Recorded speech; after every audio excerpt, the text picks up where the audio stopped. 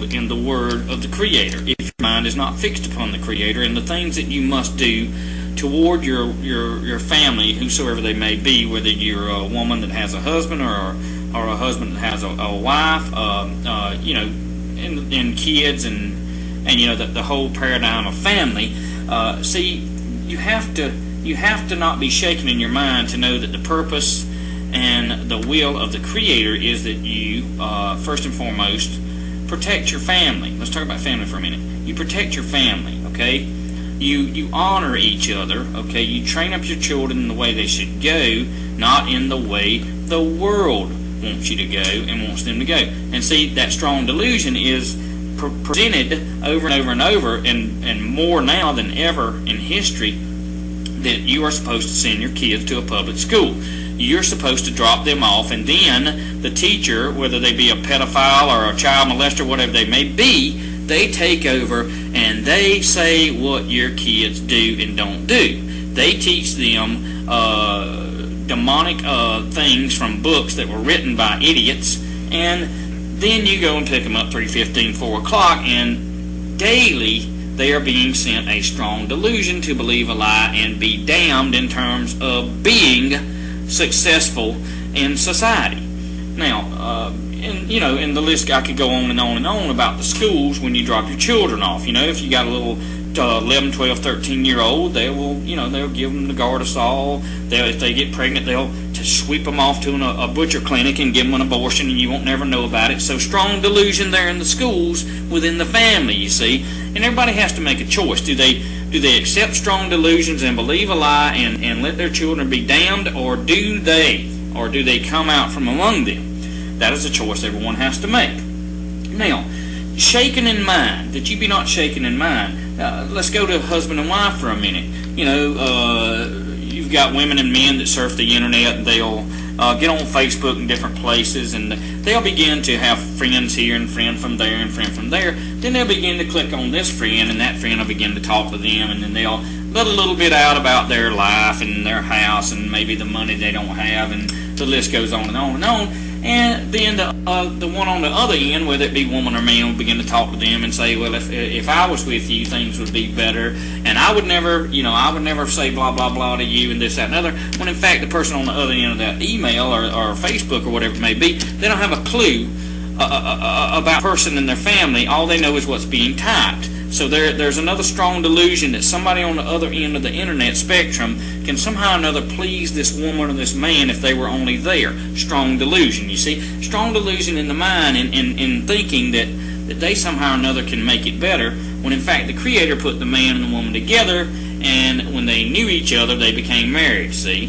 Another strong delusion would be that somehow or another that you need a marriage certificate to be married. See, there's a strong delusion again. All that is a way for the state to tax you wherever you may live before you get married, and for you to bow down to them and say, by this certificate the state has said that I'm married. When in fact Abraham knew his wife and they were married. That word knew means that he went in and had sexual relationship with her, and therefore they were married. You understand? So there's another strong delusion, okay? And I'll get off of that about man and woman. I just want to bring about a little example of what is going on in this day and age, this 21st century, about strong delusions in the mind. Well, before I go off of that, let's talk about this for a minute. See, there's a strong delusion that is going out in people in thinking that just because there's a building with a steeple on it that the Creator dwells there. There's synagogues all over the nation. There's churches all over the nation. They believe that if they go to that building, that somehow or another the Creator, Yahweh, the Holy One of Israel, is going to show up and sit down with them and be pleased with their activities. Another strong delusion, see. Now, it says, or be troubled neither by spirit, verse 2. 2 Thessalonians chapter 2 and verse 2. Neither be troubled by spirit. There are spirits that roam around that try to trouble you and bring about a strong delusion to make you believe something that is a lie, so that you'll be damned and you'll take pleasure in unrighteousness, you see. Now, those spirits are familiar, and I preached on this yesterday, or taught on it.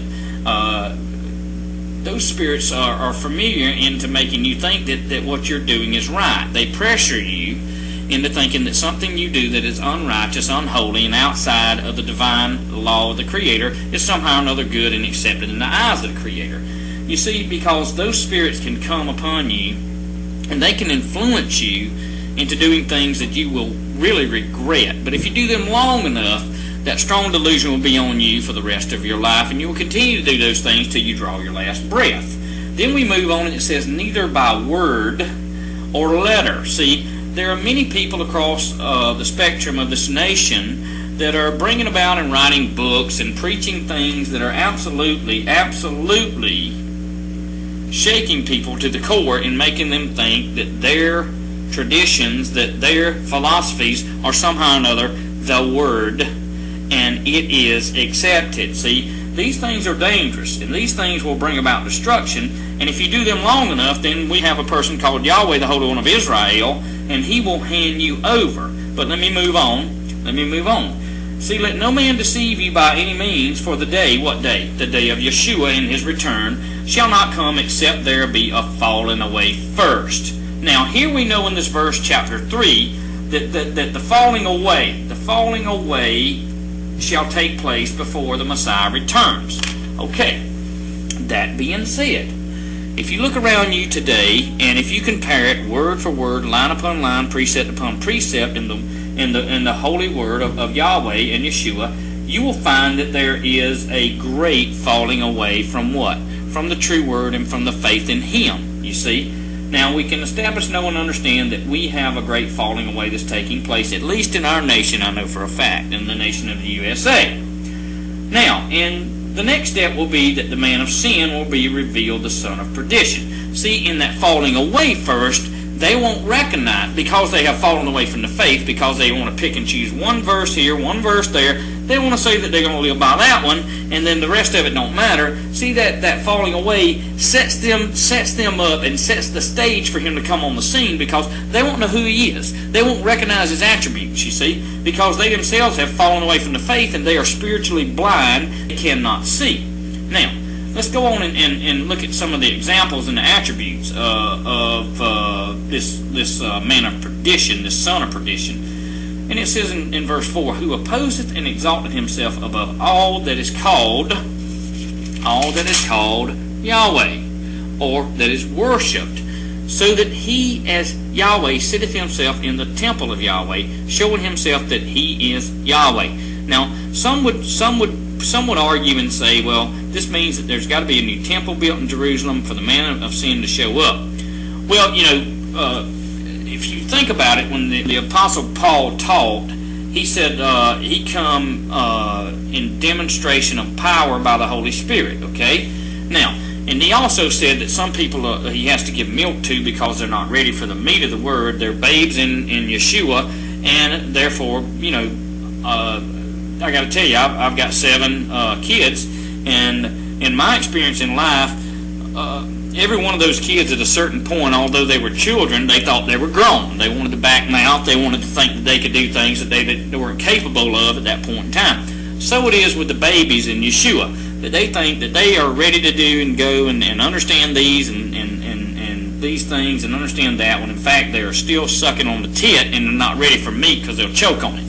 Now, that being said, you have to understand that even Jeremiah, spoke that there would be a covenant that Yahweh would make with us, that He would put His laws in our hearts and in our mind, and write them on our hearts and in our minds, okay? We are in that day ever since Yeshua came and did what He did, died on the cross, rose from the grave, ascended to heaven, seated right hand of the Father. It is no longer that you go to a temple building to worship Him, okay? Now, you can assemble in a house or an outhouse, or you can go to a building if you want to worship Him, but you bring Him with you, okay? He's not there waiting on you with folded hands, sitting on the front pew, waiting on you to show up somehow or another and sit down and begin to bow to Him. No, those days have long since gone, ladies and gentlemen. But at the same time, we know and understand that there is a strong delusion sent out there that if you don't go to church on Sunday, if you don't get there on church, and you have been part of that church building, and your name is on their roster, They're going to begin to call you and ask you, well, look here, Susie, why didn't you show up this Sunday? What's wrong with you? We need you here because we need you to put the 10% in the pot. We need the numbers so that our pastor can be paid X amount of dollars because he gets paid by the amount of sheeple that come and sit there. So we need you back next Sunday. See, that's the way that goes. Another strong delusion there. But in any event, let me get back to this temple part. You see, Yahweh dwells in what He made, not what man made. And He made people. He made human beings. And therefore, if you understand the message of the cross and what the Messiah did, see, He comes into our heart and live. Okay? Yeshua does. Therefore, the Word is in us. Okay? And it quickens us, and it makes us have the capability to understand what His will is for us in our lives. Okay? Now, so that being said, this son of perdition has a strong delusion, believing that he is who? The Messiah, you see? So that's what Paul was talking about in this verse, okay? Now, that being said, I'm not saying there won't be a physical temple rebuilt in Jerusalem, but this verse is not talking about that at all. It is a misunderstanding to think that. Paul is talking about that this person, son of perdition, okay, he literally thinks that he is the Messiah.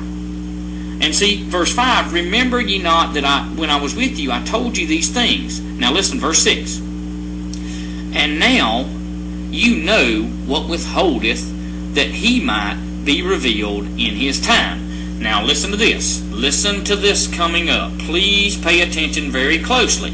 Pay attention very closely. Pay attention very closely. For the mystery of iniquity doth already work. Only he who now letteth will let until he be taken out of the way. What about this mystery of iniquity? What about it? What about the mystery of iniquity? Well, let me talk to you about it for a few minutes. See, I want to tell you some untarnished truth. However, a lot of people won't be able to take this. But let me tell you, there have always been men and women, for that matter, ordained from times of old. And they have been ordained by Satan, by human beings, but Satan's blessing is upon them, to infiltrate true people that won't have a desire to believe in Yahweh and Yeshua. But they infiltrate these people, whether it be individuals or whether it be congregations of people, to subvert and take away the power and the understanding of the message that Yeshua brought to us. You see, and with these teachings or these heresies they bring in, they begin to bring about an ineffectiveness of the gospel, because the people that they come to, they accept this meaningless garbage, this mystery of iniquity, and therefore they are not fruitful. But effectively, listen, you see, Satan himself has sought to and has by and large been victorious in leading people astray by placing false doctrine upon these people, especially those of the so-called congregation that are babes in Yeshua, you see. And this is not far-fetched. I'm telling you the truth. This is happening today. This is a mystery of iniquity that is taking place. It was already at work even before Paul was converted. It worked thousands and thousands of times over. Go look at ancient Israel and the mystery of iniquity that caused them to go astray, but they had to accept that mystery of iniquity. So it is today that many are accepting the mystery of iniquity, you see.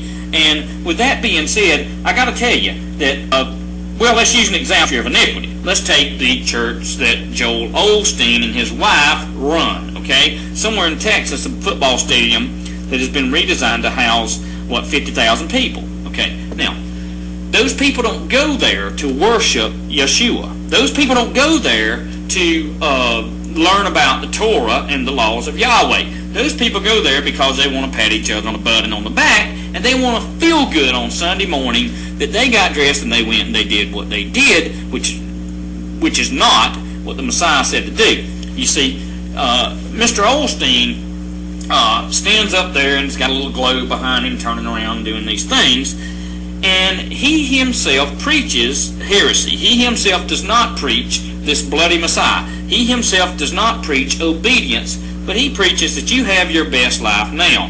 Well, I beg to differ. My best life is not now, and I wish to warn those that listen to him that their best life is not now either. Okay, if the best life is now, then people are in trouble. Okay, But no, in this world you will have tribulation, he said, but be of good cheer, he's overcome it, okay? Now, he said, you'll be hated by all for my name's sake, and he said, the gospel of the kingdom shall be preached. See, those things are absent in the mouths of people like Joel Osteen, but yet the people keep flocking to it because